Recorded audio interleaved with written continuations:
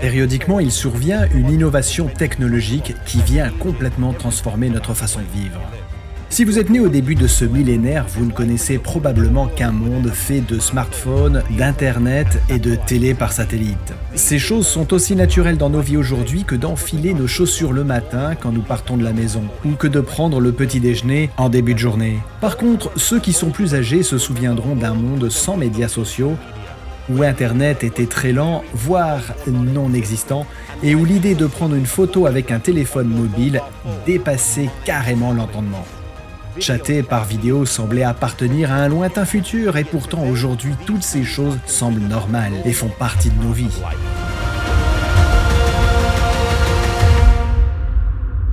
Il fut un temps où tout ce qu'on lisait avait d'abord été rédigé à la main par quelqu'un d'autre. Les livres coûtaient cher et étaient rares, les matériaux coûteux. Les moines écrivaient sur des peaux traitées appelées vélins. Une seule copie de la Bible nécessitait plus de 300 peaux de mouton ou 170 peaux de veau. La plupart des gens ne savaient pas lire et la majorité des livres étaient en latin, une langue que seuls les plus instruits pouvaient comprendre. Au XVe siècle, la presse à imprimer fut inventée et révolutionna le monde de la littérature, changeant fondamentalement la façon dont nous communiquons. Elle permit la diffusion rapide de l'information et d'idées nouvelles.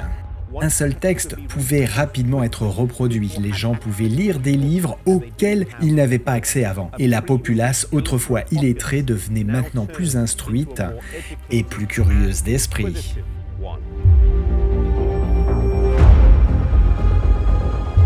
L'imprimerie fut inventée par un orfèvre allemand du nom de Johannes Gutenberg. Le jour exact de sa naissance est inconnu, car il n'était pas un homme célèbre de son temps.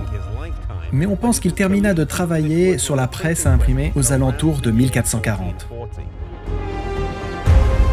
Le premier livre à être publié en plusieurs volumes et copies fut la Bible en 1452. Les Bibles de Gutenberg allaient devenir immensément populaires, avec plus de 200 copies vendues avant même que les copies soient terminées. C'était 65 ans avant que Martin Luther ne publie ses 95 thèses. Bien qu'il n'ait prêché qu'à un nombre relativement réduit de personnes, ses écrits imprimés allaient rapidement toucher des milliers de gens, et ce par-delà les frontières. Avec des livres traduits du latin vers d'autres langues, les gens finirent naturellement par se demander pourquoi la messe était toujours dite en latin. Pourquoi les services de culte n'étaient pas tenus dans une langue que les membres de la société, quelle que soit leur richesse ou leur éducation, puissent effectivement comprendre.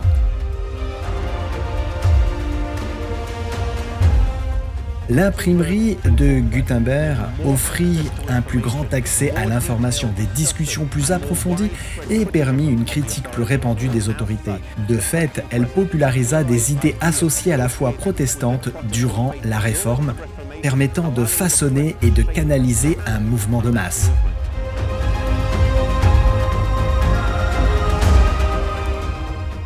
L'imprimerie retira à l'Église catholique le contrôle des écrits et lui compliqua la censure des idées qu'elle considérait comme hérétiques.